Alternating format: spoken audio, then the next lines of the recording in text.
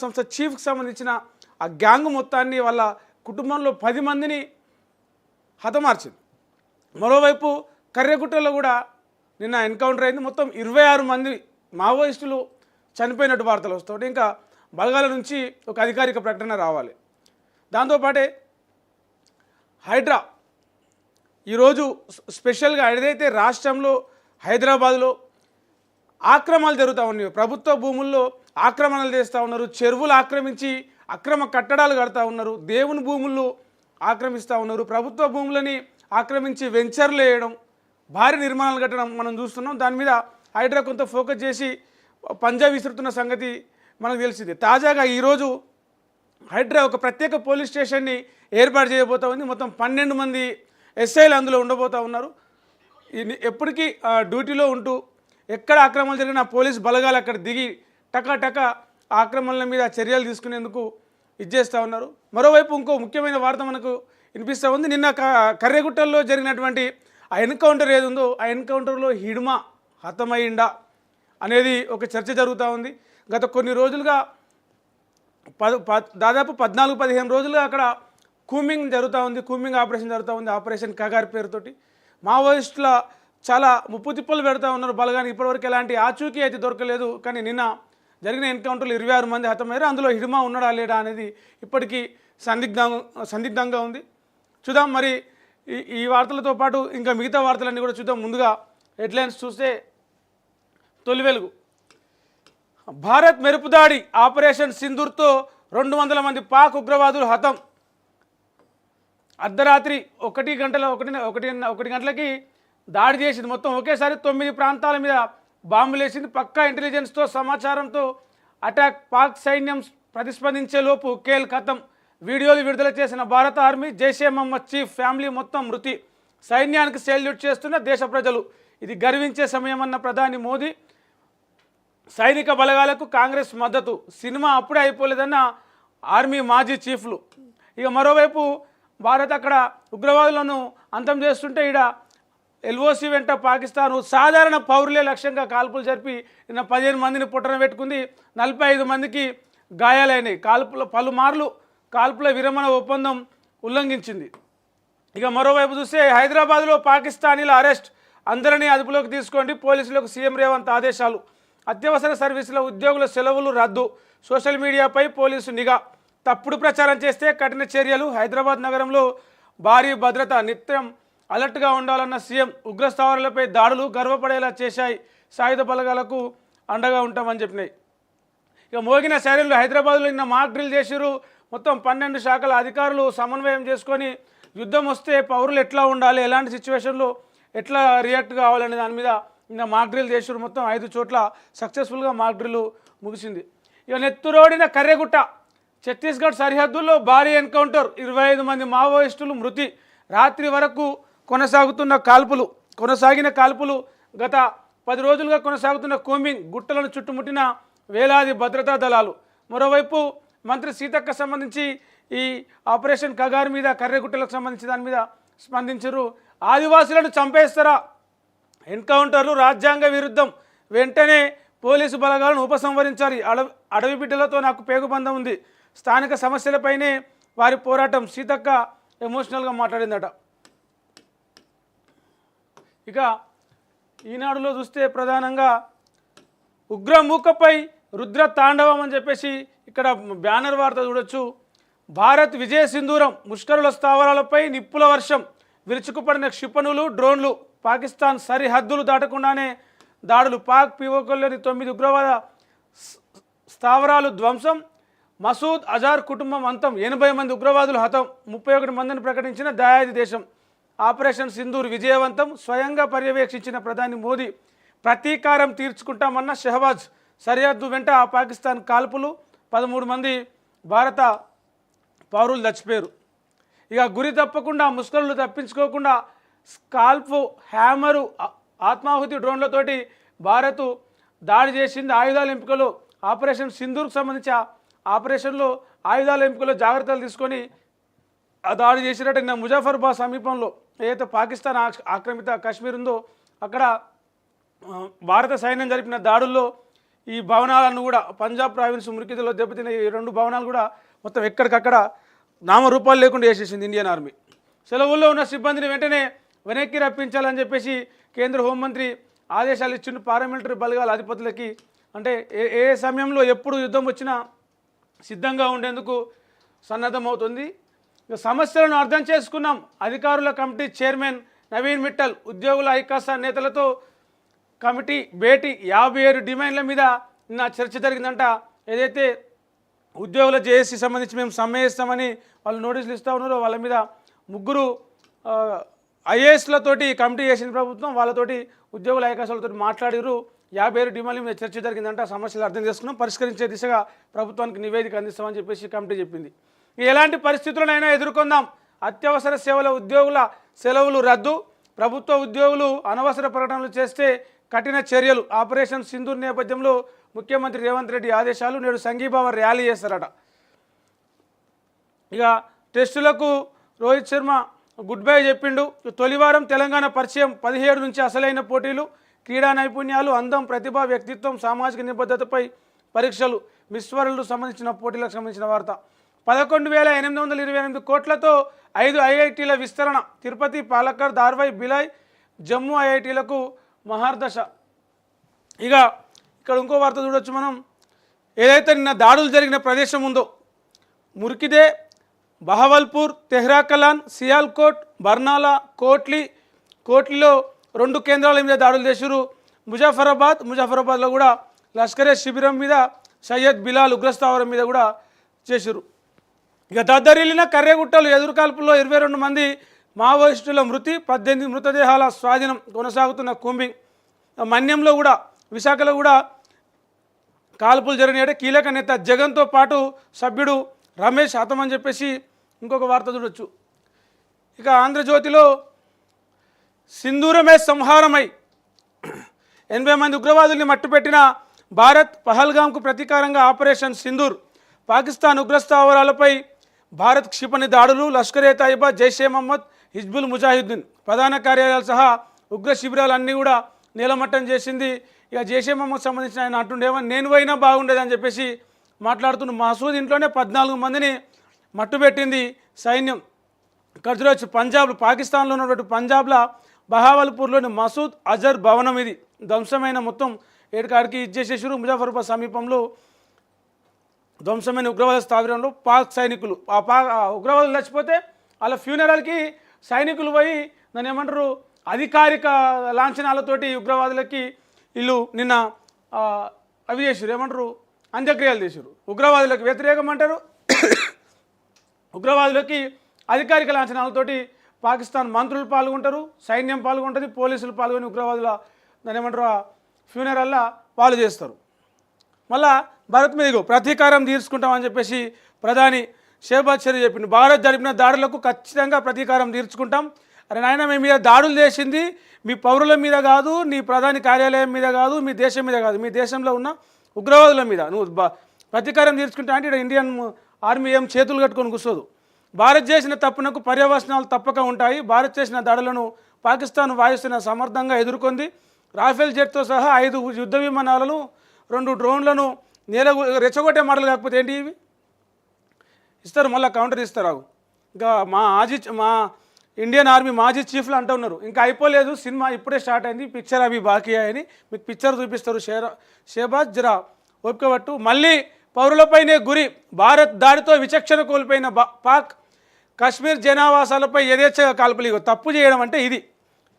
భారత్ చేసిన తప్పు అంటారు, ఇది తప్పు. మీ పిల్లల నుంచి సాధారణ పౌరులను కాల్చడం అది తప్పు. సురక్షిత ప్రాంతాలకు 1000 మంది ప్రాణాలు అరచేతిలో పెట్టుకొని పారిపోతున్నారు. మేమేమో భారత ఆర్మీ ఏమో, మా సైన్యమేమో ఉగ్రవాదులను చంపింది, మీరేమో సాధారణ పౌరులను చంపుతున్నారు.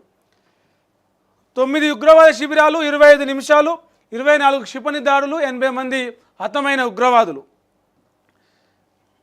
కాశ్మీరీ పండిట్ ముస్లిం సైన్యాధికారిని నిన్న మొత్తం కూడా దేశం మొత్తంలో కూడా సోఫియా ఖురేషి, వ్యోమికా సింగ్ల గురించే మాట్లాడుకున్నారు. ఎందుకంటే మొన్న ఆపరేషన్ సింధూర్ సంబంధించిన దాడులు అంతా జరిగిన తర్వాత మీడియాకు వెల్లడించింది సైన్యం. ఏం చేసినాం, ఎట్లా చేసినాం, ఇంకేం చేస్తాం, మా ప్లాన్ ఏంది అని చెప్పే క్రమంలో మొత్తం వీళ్ళిద్దరే ఆ రివ్యూ ఏదైతే ఆపరేషన్ సింధూర్ ఉందో దానికి సంబంధించిన రివ్యూని వీళ్ళిద్దరే ప్రజెంటేషన్ చేసారు. వాళ్ళిద్దరి గురించి దేశం మాట్లాడుకున్నది చూద్దాం. మనం కూడా వాళ్ళ డీటెయిల్స్ వాళ్ళ గురించి కొంచెం డీటెయిల్గా మాట్లాడుకుందాం హెడ్లైన్స్ అయిపోయిన తర్వాత. అత్యవసర సర్వీసుల సిబ్బంది సెలవులు రద్దు, వైద్యులు గండి. ఏదైతే పూణేలో ఆయన జస్టిస్ ఇంట్లో నగదు మూటలు దొరికినాయో, నగదు బయటపడిన ఘటనలో జస్టిస్ వర్మను కోరిన సిజేఐ న్యాయమూర్తిపై ఆరోపణలు వాస్తవమే. చీఫ్ జస్టిస్ కన్నాకు అందిన కమిటీ నివేదికపై జస్టిస్ వర్మ వివరణకు ఆదేశం. పీటీఐ వార్తా సంస్థ కథనం. ఇక 19 మంది నక్సల్స్ ఎన్కౌంటర్ అయ్యారట. కర్రెగుట్టల్లో తుపాకుల గర్జన. మృతుల్లో 8 మంది మహిళలు. వీళ్ళందరూ కూడా తెలంగాణ కమిటీకి చెందిన వాళ్ళే. ఆంధ్ర ఒరిస్సా బార్డర్లో జోనల్ కమిటీ నేత జగన్, డీసీఎం నేత రమేష్ కాల్చివేత.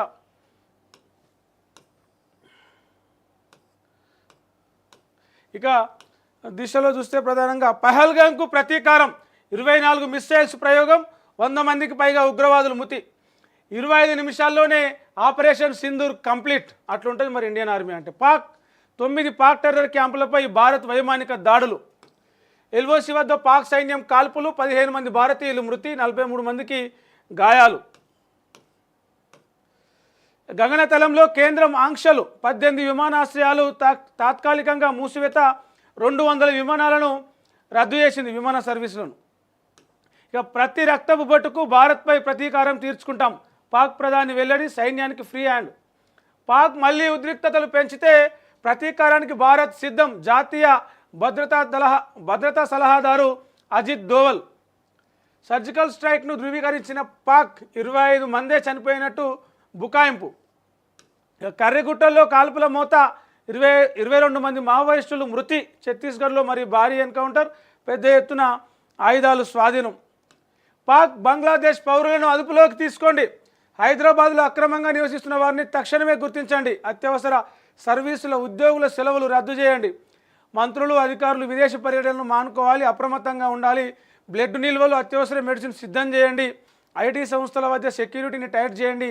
ఫేక్ న్యూస్పై ఉక్కుపాదం మోపండి అని చెప్పేసి నిన్న ఆపరేషన్ సింధూర్ జరిగిన సమీక్ష సమావేశంలో సీఎం రేవంత్ రెడ్డి అధికారులకు, మంత్రులకు ఈ రకంగా ఆదేశాలు ఇచ్చారు. 3 కార్మికుల దుర్మరణం. జవహర్ నగర్ డంపింగ్ యార్డ్లో లిఫ్ట్ అయిపోయింది. ఒక ఫైర్ యాక్సిడెంట్ జరిగి ఆ ఫైర్ యాక్సిడెంట్లో 3 కార్మికులు ఆ లిఫ్ట్లో ఉండి పాపం ప్రాణాలు కోల్పోయారు. హైదరాబాద్లో ఆపరేషన్ అభ్యాస్, మోగిన ఎమర్జెన్సీ సైరన్లు, 4 చోట్ల మాక్ డ్రిల్స్. యుద్ధ పరిస్థితులు వస్తే ఎదుర్కొనేలా అవగాహన కల్పించిన అధికారులు. ఉగ్రవాదం అంతం కావాల్సిందే, భారతీయుడిగా గర్విస్తున్నా అని చెప్పేసి మాజీ సీఎం కేసీఆర్ ఒక స్టేట్మెంట్ ఇచ్చిండు. నా కుటుంబంతో నేను చనిపోయినా బాగుండేది, ఇక ఏమాత్రం జాలి చూపను, ప్రతీకారం తీర్చుకుంటా. ఆపరేషన్ సింధూర్పై జైషే చీఫ్ మసూద్ అజర్. సరిహద్దు రాష్ట్రాల్లో భద్రత పెంచాలని చెప్పేసి ఆ సరిహద్దు రాష్ట్రాలకు కేంద్ర హోంమంత్రి అమిత్ షా చేసిండు. దానికి సంబంధించి నిన్న ఆపరేషన్ సింధూర్ మీద కొన్ని కామెంట్లు మనం ఇక్కడ చూడొచ్చు. ఆపరేషన్ సింధూర్ గర్వించదగ్గ క్షణం. కేబినెట్ సమావేశంలో ప్రధాని మోడీ, మా పౌరులను చంపిన వారిని అంతమొందించామని చెప్పేసి రక్షణ శాఖ మంత్రి రాజ్నాథ్ సింగ్ అన్నాడు. ఆపరేషన్ సింధూర్ పట్ల గర్విస్తున్నామని చెప్పేసి రాహుల్ గాంధీ అన్నాడు. ఇలా అఖిలపక్ష సమావేశం కూడా నిర్వహించబోతా ఉన్నారు. వీలైనంత త్వరగా ముగింపు పలకాలని చెప్పేసి అమెరికా అధ్యక్షుడు ట్రంప్ అన్నాడు. భారత్ చర్య విచారకరం. చైనా మరి పాకిస్తాన్ చర్య ఏంటిది అది కూడా మాట్లాడేది ఉండే. ఆత్మరక్షణ కోసం భారత్ దాడి అని చెప్పేసి ఇజ్రాయెల్ రాయబారి రుబెన్ అజార్ అన్నాడు. ఇరు దేశాలు సంయమనం పాటించాలని చెప్పేసి ఐక్యరాజ్యసమితి సెక్రటరీ జనరల్ గుటెరస్ కామెంట్. ఇవి ప్రధానంగా ఇక్కడ దిశలో చూసుకుంటే ఇక వెలుగులో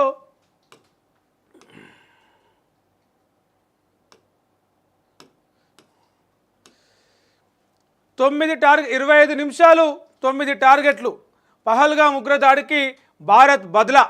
ఆపరేషన్ సింధూర్ సక్సెస్, 70 మంది టెర్రరిస్టుల హతం. పాక్ పీఓకేలోని టెర్రర్ క్యాంపులు నేలమట్టం. బార్డర్ దాటకుండానే భరతం పట్టిన రాఫెల్ ఫైటర్ జెట్లు. త్రుటిలో తప్పించుకున్న జైషే చీఫ్ మసూద్ అజర్, అతడి ఫ్యామిలీలోని 10 మందితో పాటు 4 అనుచరులు మృతి. బార్డర్లో భారీగా కాల్పులకు తెగపడ్డ పాక్ 13 మంది భారత పౌరులు చచ్చిపోయారు, 50 మందికి గాయాలైనాయి. శభాష్ ఆర్మీ అని చెప్పేసి ఆర్మీకి ప్రధాని మోడీ ఒక ప్రశంస ఇచ్చిండు. అమాయకుల ప్రాణాలు తీసిన వాళ్ళనే మట్టుబెట్టినామన్నాడు.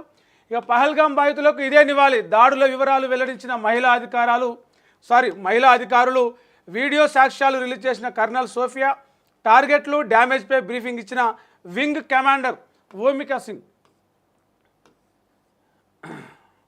ఇక మాక్ డ్రిల్ కోసం మోగిన వార్ సైరన్, హైదరాబాద్లో అరగంట పాటు operation Abhyas, police, fire services, health డిపార్ట్మెంట్ల ఆధ్వర్యంలో నిర్వహణ, యుద్ధ సమయాల్లో రెస్క్యూ ఆపరేషన్లపై ప్రజలకు ఏం చేయాలనేది నిన్న అవగాహన చేసారు. చాలామంది ప్రజలు కూడా ఆసక్తిగా ఇంట్రెస్ట్గా చూసారు నిన్న. ఇక సైన్యం వెంటే మనమంతా, ఇలాంటి టైంలో రాజకీయాలు పార్టీలకు తావులేదు అని చెప్పేసి సీఎం రేవంత్ రెడ్డి నిన్న ఆపరేషన్ సింధూర్ సమీక్ష సమావేశంలో మాట్లాడిండు. ఈరోజు సెక్రటేరియట్ నుంచి నెక్లెస్ రోడ్ వరకు సంఘీభావ, సైన్యానికి సంఘీభావంగా ప్రభుత్వం తరపున ఒక ర్యాలీ చేయనున్నారు. అందులో ముఖ్యమంత్రి కూడా, మంత్రులు అందరూ కూడా పాల్గొంటారు. కర్రెగుట్టల్లో భారీ ఎన్కౌంటర్, 22 మంది మావోయిస్టులు మృతి, 18 మృతదేహాలు, పేలుడు పదార్థాలు, ఆయుధాలు స్వాధీనం.